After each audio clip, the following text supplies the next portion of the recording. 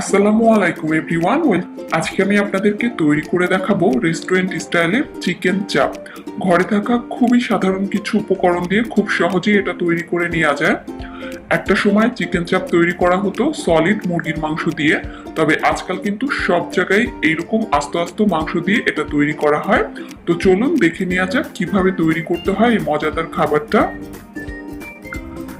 এর জন্য এখানে আমি নিয়ে নিয়েছি 1 কেজি ওজনের একটা চিকেন, আর এই চিকেনটাকে আমি 4 টুকরো করে কেটে নিয়েছি। থাই এবং লেগ পিসটাকে আমি এইভাবে একটু চিড়ে নিয়েছি এবং চিকেনের যে ব্রেস্টের পার্টটা সেটাকে আমি এইভাবে কেটে নিয়েছি একটুখানি পাতলা করে। চিকেনের ব্রেস্টটা এরকম আস্ত অবস্থায় থাকে, তো এটাকে মাঝখান দিয়ে এভাবে একটু কেটে নিতে হবে। মাঝখান থেকে এভাবে কেটে নিলে এটা দেখবেন আরেকটা পার্ট বের হয়ে আসবে, তখন এটা দেখতে এমন হয়ে যাবে। বাইরে থেকে আমরা যে চিকেন চাপগুলো কিনে খাই সেটার ব্রেস্টের পার্টটাও কিন্তু এভাবেই কেটে নেওয়া হয়, তো এভাবে চেষ্টা করবেন, তাও হবে তাড়াতাড়ি সিদ্ধও হয়ে যাবে। এখন আমি মশলাটা রেডি করে নিব। এর জন্য একটা মিক্সিং বোলের মধ্যে আমি নিয়ে নিচ্ছি 1.5 টেবিল চামচ পরিমাণ আদা বাটা আর 1.5 টেবিল চামচ পরিমাণ রসুন বাটা। এখন এর মধ্যে আমি দিয়ে দিচ্ছি 2 টেবিল চামচ পরিমাণ টক দই, দিয়ে দিচ্ছি 1 টেবিল চামচ পরিমাণ লাল মরিচের গুঁড়া, দিয়ে দিচ্ছি 1 চা চামচ পরিমাণ জিরার গুঁড়া। এখন এর মধ্যে আমি দিয়ে দিচ্ছি 2 চা চামচ পরিমাণ গরম মশলার গুঁড়া। এটা বাজার থেকে কিনে আনা গরম মশলার গুঁড়া, যে কোনো ব্র্যান্ডেরটাই ইউজ করতে পারবেন, চাইলে ঘরে তৈরি গরম মশলার গুঁড়াও ব্যবহার করা যাবে। এখন এর মধ্যে আমি দিয়ে দিচ্ছি 1 টেবিল চামচ পরিমাণ বেসন। চেষ্টা করবেন বেসনটা ব্যবহার করার জন্য, এতে করে মশলার একটা সুন্দর বাইন্ডিং আসে, সেই বাইন্ডিং এর জন্যই বেসনটা ব্যবহার করা। এখন এর মধ্যে আমি দিয়ে দিচ্ছি স্বাদ মতো কিছুটা লবণ, দিয়ে দিচ্ছি 1 চিমটি পরিমাণ অরেঞ্জ ফুড কালার, তবে এটা একদমই অপশনাল, হাতের মাত্র দেখা সৌন্দর্যের জন্য ব্যবহার করছি। দিয়ে দিচ্ছি 1.5 টেবিল চামচ পরিমাণ সরিষার তেল। চেষ্টা করবেন সরিষার তেলটা অবশ্যই ব্যবহার করার জন্য, এতে করে খুব সুন্দর একটা ফ্লেভার আসে।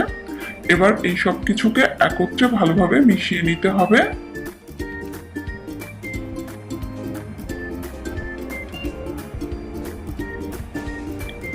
এই তো মশলাটাকে ভালোভাবে মিশিয়ে নেওয়া হয়ে গিয়েছে।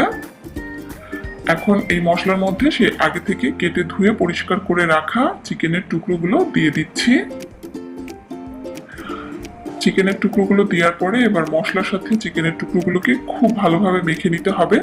চেষ্টা করবেন কাজটা হাত দিয়ে করার জন্য, এতে করে সব জায়গায় সমানভাবে মশলাটা লাগবে। তো হাত দিয়ে খুব ভালোভাবে উল্টে পাল্টে সব জায়গায় সমানভাবে মশলাটাকে লাগিয়ে নিতে হবে।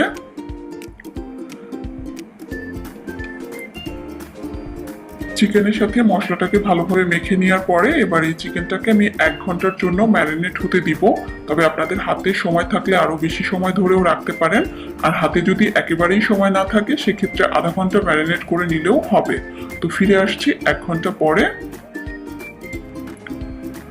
1 ঘন্টা পরে চুলায় আমি একটা ফ্রাই প্যান বসিয়ে নিয়েছি। এবার এর মধ্যে আমি দিয়ে দিচ্ছি 1/3 কাপ পরিমাণ রান্নার রেগুলার তেল।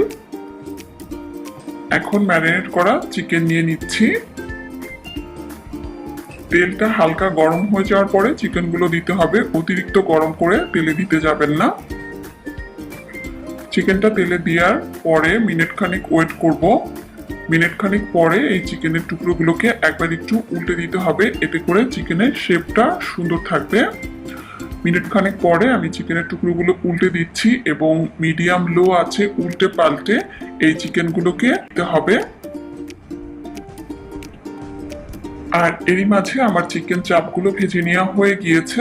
আমার এক ব্যাচ চিকেন চাপ ভাজতে প্রায় 20 মিনিটের মতো সময় লেগেছে। মিডিয়াম লো আছে উল্টে পাল্টে দুটো সাইড লালচে করে এভাবে ভেজে নিতে হবে। এগুলো ভাজা হয়ে গিয়েছে এবার তেল থেকে। আর এরই মাঝে তৈরি হয়ে গেল আমার একদম সাধারণ উপকরণ দিয়ে রেস্টুরেন্ট স্টাইলের চিকেন চাপ।